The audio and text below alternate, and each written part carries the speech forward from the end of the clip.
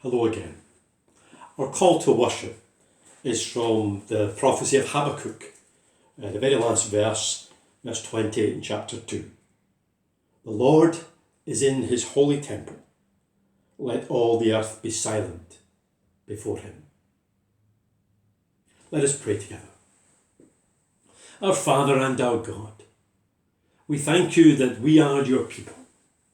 We thank you that we have access into your presence through the Lord Jesus Christ and through his saving work upon the cross. Father, we thank you that we have this relationship and fellowship with you through him. And we pray that we might grow in the grace and the knowledge of our Lord Jesus Christ. Lord, in these days when there is a pandemic in our world, we are thankful that we are able to still gather together in a virtual sense around your word. That we have our Bibles in our homes, that we might read your word and pray on a daily basis. But even through virtual communication, we can have times of worship together. And for these gifts, we are profoundly thankful. Lord, we do continue to commend the people who are working very hard to deal with the problems created by the virus. We pray for the government of our land in this regard, for their wisdom, for the very difficult decisions they have to make. They rely on the advice of the scientific community, the medical scientific community. And yet even they are still discovering certain features about how the virus works and how best to combat it. Father, we do pray for the blessing of having some of the restrictions lifted in our land at this time. But we do pray that in all that the government opens up, it might continue to operate with wisdom so that the virus may not have a resurgence within our land. Father, we do pray for everyone in our fellowship, in our churches. And we pray for some who have been on their own for some considerable time. And pray that you might have drawn near to them and encouraged them. And we ask, Lord, for your guidance, that you would open our eyes to see the glory of the Lord Jesus Christ, that you would speak to us in a powerful way through your word and through your truth. For you alone are God. You are worthy of our praise and our adoration. You are indeed in your temple. We remember the experience of Isaiah coming into the temple and hearing that angelic host praise you as holy, holy, holy, Lord God Almighty. And Father, we thank you for our faith. And indeed, it is our prayer that many others might come to know this faith and come to know the Saviour whom we love and in whom we have put our trust. We pray that even as we gather together now around your word, that you would bless us and encourage us. Open our eyes and open our hearts so that we might enjoy the fullest possible fellowship with you. That by your Spirit you would take your word and use it as a special instrument for your glory and for your praise. And in Jesus' name, amen. Well, hello again. It's good to be with you at this particular point. It's probably the case that in the cases of Crossford and Kirkfieldbank, we're hoping that in 2 weeks' time, on Sunday 16th August, we might be open for worship involving social distancing and many other regulations in that regard. But we may be open for worship. It may look very different, but we may be open for worship on those Sundays. We will still, however, as I said previously, have the messages going to be preached on those Sundays put on YouTube in the fashion we've been doing over these several weeks, and also on the landline. Next weekend I'm away, and so I will not be bringing a message next week, but I'll make some recommendation of some other message that you might be able to follow. With regard to today, I want to look at the very last book of the Bible, and which is not always well known, but probably the passage we look at today is one of the better known passages from the book of Revelation, and we're going to be looking at chapter 3 and some of the message of the church to Laodicea from the risen and ascended Lord Jesus Christ. So we're in Revelation chapter 3, and we're reading from verse 14 down to the end of verse 20. And as always, it's good to have your Bibles open and follow with me. Let us hear the word of God. To the angel of the church in Laodicea write, these are the words of the Amen, the faithful and true witness, the ruler of God's creation. I know your deeds, that you are neither cold nor hot. I wish you were either one or the other. So because you are lukewarm, neither hot nor cold, I am about to spit you out of my mouth.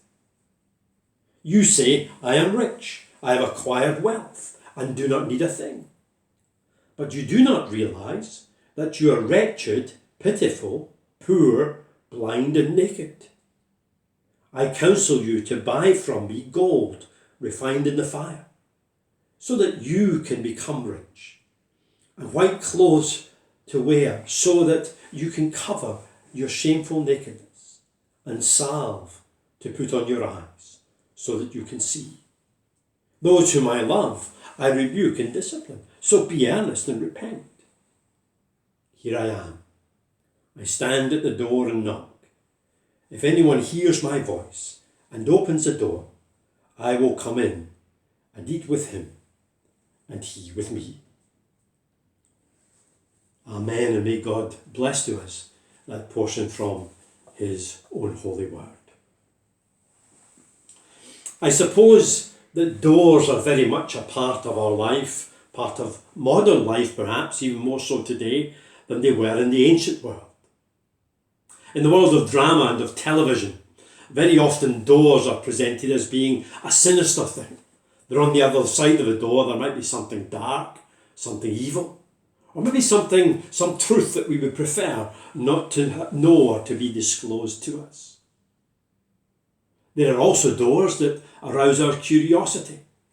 Sometimes we visit buildings for various reasons, and we know where the doors lead that we use ourselves. But there are maybe perhaps many other doors, and we wonder, where do those lead? There is a grey building right next to the University of Glasgow Library on Hillhead Street. And in this building there is a door part way up the wall. And it's maybe about 5 or 6 feet above ground level. And the curiosity is, why is that door there? And then you think to yourself for a while, well, maybe originally there was going to be a set of stairs to go to that door, and they haven't got round to building it. That only partly answers a curiosity, because I can tell you that door has been there since 1975, when I first attended the university. There are other doors that we might consider to be doors to temptation. Here, for example, I'm thinking of those of us who from time to time try to lose some weight. The door to the fridge is a door to temptation. But in the Bible, doors are often seen as doors of opportunity. The phrase that we tend to use in contemporary society, we often talk about a window of opportunity. And of course, that's a perfectly legitimate phrase. But it's actually not quite as powerful as a door of opportunity. A window of opportunity allows you to see the possibilities that are ahead. But with the case of the door, we have the opportunity to enter and to walk through the door. In 1 Corinthians chapter 16 at verse 9, for example, Paul speaks about a great door for effective work has opened for me. And that's just one of a number of phrases like that you'll find in the New Testament that we might call a door of opportunity. I believe this passage that we are considering this morning, and especially of course in verse 20, we are offered the greatest of all doors of opportunity.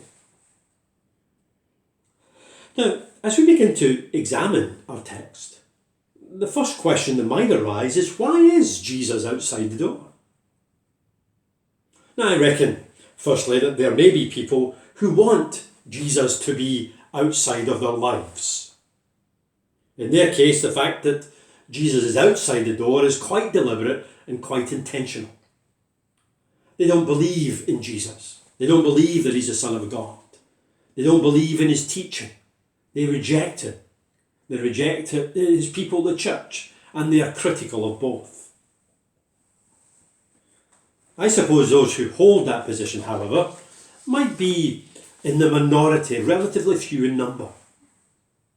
A much more common phenomenon is where Jesus is outside the door of people's lives who quite simply have never given him much thought. They've never considered the Lord Jesus Christ. Their ideas of what he's done and his significance for them are vague and remote to them. They are apathetic towards Jesus. They perhaps have not had much contact with Christian people, or perhaps the people they know who go to church live lives that bear no resemblance to the fact that Christian teaching has been offered to them and has no influence upon their lives. However, when we look at the original context of the letter, and the letter is from the risen and ascended Lord Jesus Christ, a series of 7 letters in chapters 2 and 3 in the book of Revelation, it is quite remarkable. What we find is that Jesus is standing outside this church at Laodicea, not because those on the other side are strongly opposed to him or apathetically ignorant about him. He is outside the door of the church at Laodicea. He is outside the door of the visible and worshipping community in that place. Here are a group of people who would say they are Christians. Here are a group of people who would say that they're followers of Jesus. But Jesus reveals the reality is that he is standing outside of this fellowship. I suspect these people would be extremely offended if you said to them that Jesus was outside the door of their church. They might be quite religious, even faithful in attending public worship and so on. But it is the ascended Lord Jesus himself who says that he is on the outside. As we read more about what Jesus says to this church, we find it really incredible.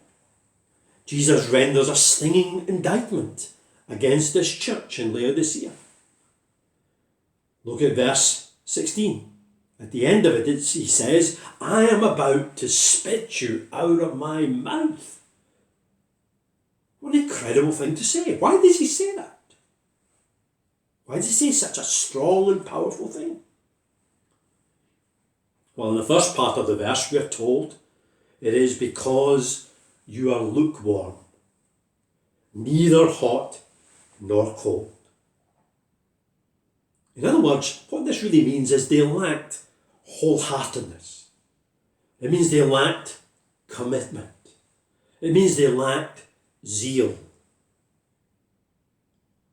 In fact, it is this lukewarmness that we find in Laodicea, this attribute that speaks so powerfully to many areas of the modern contemporary church in the Western world. And you'll notice that Jesus says of this church that they were neither hot nor cold. Now, in the original Greek language, if we want to get the full sense of the words, what he's actually saying is that they were neither very cold nor very hot. In other words, he's saying you're neither freezing nor boiling. Their response was tepid towards Jesus. What does that look like in practice? Some have suggested that this was a church where the people were moderate. Now, when I say that, you might think to yourself, well, what's wrong with being moderate? Because there are many areas in life where people are moderate, and it's a perfectly acceptable thing. With regard to the political sphere, many people like to be moderate in their politics. Sometimes it's thought to be moderate in one's appetite is very healthy. And there are all sorts of areas where being moderate is commendable.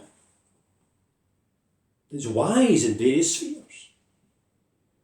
But it's not good to be moderate in matters of faith. It's not good to be moderate in our response to the Lord Jesus Christ. Why not? Well, look at how Jesus describes himself to this church.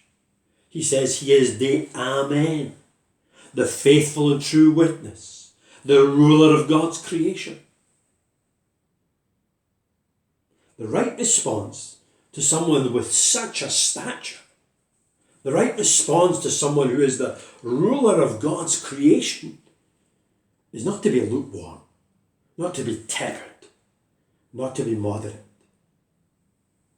The right response to such a figure calls for wholehearted commitment. That is why Jesus said that although these people are a visible church, and although they're present on the Lord's day, the reality is that he is outside their church. Their lukewarmness means that he has no place in their fellowship.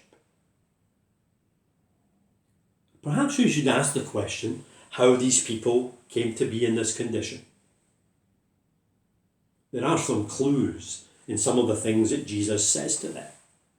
There in verse 17 he declares, "You say, I am rich. I have acquired wealth and do not need a thing." What a statement that is. The New Testament generally does warn us about the problem of riches, that riches cannot get us into the kingdom of heaven, and that indeed the possession of wealth can be a problem and problematic for a healthy Christian life. One of the reasons for that is that people who are wealthy are often concerned, even driven, to maintain that wealth. People who are wealthy are not generally known for being radical. Instead, they are more often interested in maintaining the status quo. The Christian faith, in some very fundamental ways, challenges the status quo of our lives. People who are wealthy tend to be moderate. They're trying to avoid being fanatical or seen as fanatical. But there's all the difference in the world between being fanatical and being wholehearted. One of the great men in the Old Testament was Caleb. He's mentioned in the book of Numbers and also in Joshua chapter 14. And it's a wonderful epitaph for Caleb, because what's said about Caleb is that he followed the Lord wholeheartedly. He wasn't lukewarm. He wasn't tepid in his response to the Lord. He followed the Lord wholeheartedly. However, it's not just the fact that they're wealthy that is the issue if you read the verse. Because there are faithful and wholehearted Christians who just happen to be wealthy. There are a number of examples in the Bible, Abraham and Job to mention two. It's not a necessary connection between these two conditions. But in the case of these Laodiceans, they are rich and they say, we don't need a thing. That's the real problem. Their wealth has led them to the conclusion, we don't need a thing. They're deluded. And by implication, therefore, they don't seem to need the Lord himself. Or at least that's their perception. That's a delusion that they have swallowed. It's actually an outlook that we encounter, sadly, too often in our day, in our generation. There are people who hear about the glorious riches of the gospel of the Lord Jesus Christ. There are people whom you speak to about the gospel, about coming along and being part of the fellowship. And their response is, I don't need it. They're just like the Laodiceans, who say they do not need a thing. Well, it's a delusion. And in the case of the Laodiceans, and actually in the case of people today who hold that position, Jesus says, actually that's not the case. Look at Jesus' analysis. Look at his assessment of where they really are, where their real need is. He counsels them there in verse 18.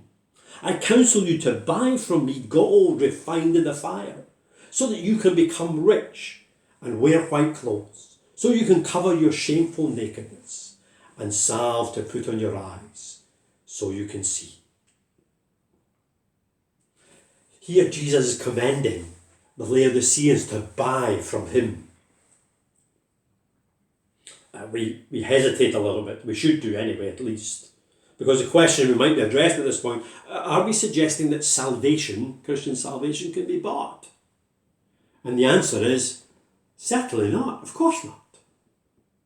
Salvation is a free gift of God. And it's a gift that has already been purchased for us by the Lord Jesus himself because of his work on the cross, that completed work on the cross at Calvary. Therefore, this appeal of Jesus to buy from him should not be pressed too hard.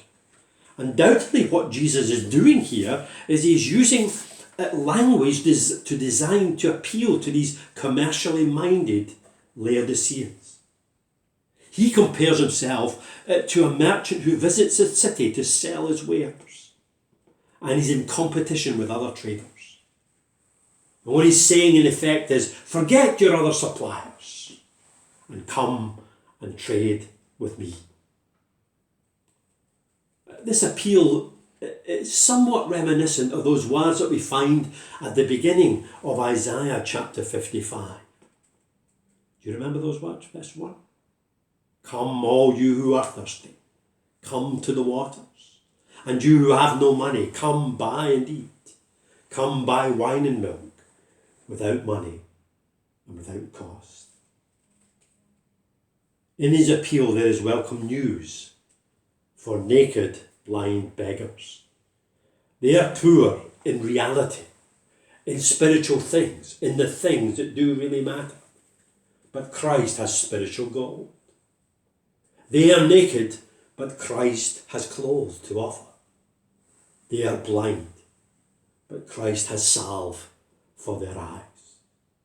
Jesus is calling upon them to no longer trust in their commerce, but instead to trust in him. What does the Lord expect the Laodiceans to do? The first step is quite simple. It's repent. Verse 19, he says, be earnest and repent. This is actually a message that Jesus had for some of the other of the 7 churches mentioned in Revelation chapter 2 and 3. He's saying the first step is to recognise that we're on the wrong path. Some people's pride won't allow them to do that. But if we're going to go through this door, we need to repent. We need to recognise that there needs to be a change of mind, a change in heart, a change in our whole outlook and our whole attitude. They need to repent. They need to recognise that Jesus is on the outside and he shouldn't be there. There needs to be a massive change. But then we come to this wonderful verse, verse 20. It's a well-known verse. And I just want to break it down a little. First of all, I want you to notice that there is a willingness in Jesus' part to intervene. Here I am. I stand at the door and knock. When you think about this is really quite glorious. This is a revelation of the grace and the mercy of God. Here are people who effectively have put Jesus on the outside, and yet he still stands and patiently knocks. This is the quintessence of grace, is it not? He's willing to knock on the door. He's willing, as it were, to appeal for entry. There's almost a pathos involved in this picture. And Jesus' appeal to them is to listen to his word and an appeal to acknowledge his presence. And it is important to notice that the appeal is personal and individual in its nature. Did you notice that? If anyone hears my voice and opens the door, Now the problem is between Jesus Christ and the church at Laodicea. He's outside the church at Laodicea. But when he expresses the remedy, he expresses it not in corporate terms, but in individual terms. And maybe he expects a mixed response. It may be that he expects that some will indeed open the door of Jesus to their lives, but others may not. Some will hear the call, some will not. And the call is for each member of that church individually to come before Christ and open the door of their lives unto him. Now notice there are two conditions that determine the way in which we respond to Jesus. First of all, we have to hear him. Many do not. Many are like the Laodiceans, too busy with their lives, and have no time to listen to Jesus and his message. They're only concerned with the things of this life. Too many give no thought to eternity. What lies beyond our lives here on this mortal coil, that time that we're given in our lives here on earth, and they're deaf to the words of Jesus. And he is standing outside their lives, on the other side of that door. Perhaps there are some who are listening to this message and they are hearing this voice, hearing Jesus' words. Perhaps there are some of you who are seriously thinking about opening that door for the very first time and beginning to enjoy the blessings that such a response will bring. It is wonderful to hear the voice of the Lord Jesus. But I want you to notice, not only do we need to listen, because there are people who do that, but they do not take the next step. We need to open the door. Good to listen to the teaching of Jesus, always, always. But it's not enough. We need to open the door. There is a quite well-known painting by an artist called William Holman Hunt, and it's titled The Light of the World. It really depicts this scene. I understand the painting hangs in the side chapel of Keble College in Oxford. And Holman Hunt paints Jesus knocking on a door. But one of the interesting features about his painting is that the door that he's knocking on doesn't have a handle. And he spoke about this, that he envisaged the handle was on the inside. In other words, it's only the person in the house who can open the door. We have to respond. And we respond by opening the door of our lives to the Lord Jesus. To agree with his teaching, mental assent to Jesus' teaching is not enough. It is a good thing. It is a beginning. But we need to open the door to our lives so that he may enter. And there is an urgency about all of this. There's actually a passage in the Old Testament, in a book that we probably don't read very much, Songs of Solomon, that has some echoes of what we read here in Revelation 3:20. The book is actually an erotic love poem, very unusual within the scriptures. But in chapter 5, the beloved hears her lover knocking at the door. However, in Songs of Solomon chapter 5, by the time she opens the door, he is gone. That will never happen with Jesus. Because if we open the door, he will be there.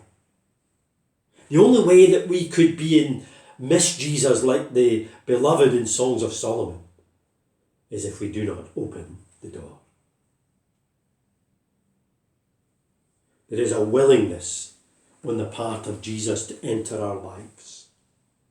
And there are wonderful conditions about how we respond.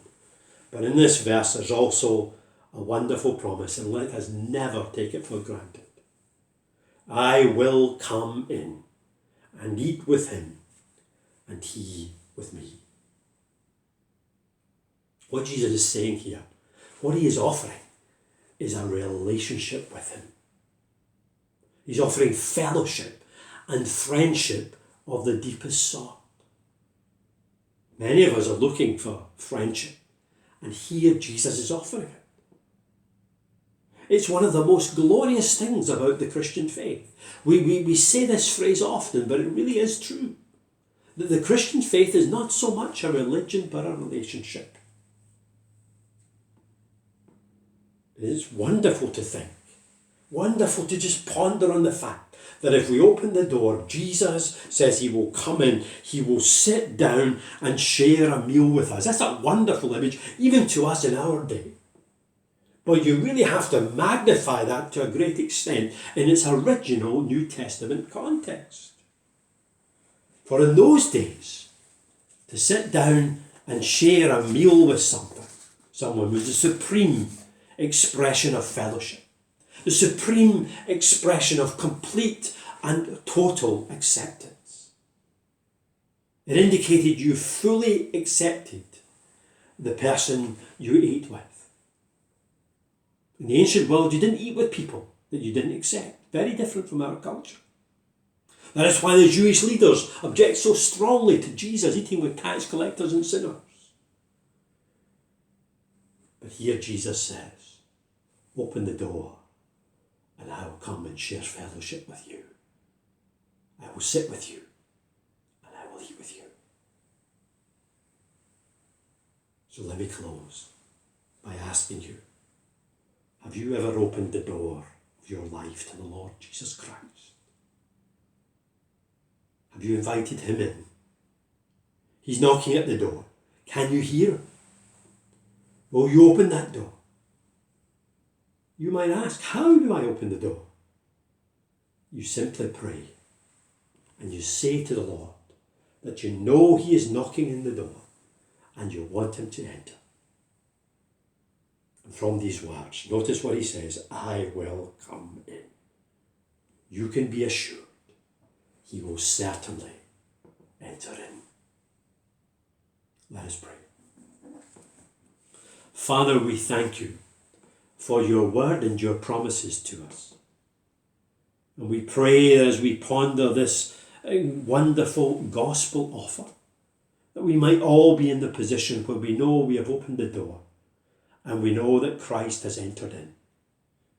Father, pray for any who might be considering this for the very first time, that they might take that step in the great assurance that the Lord Jesus always fulfills and always keeps his promises. We pray these things in Jesus' name. And now may the grace of God the Father, God the Son, and God the Holy Spirit rest and remain upon each and every one of you, this day and forevermore. Amen.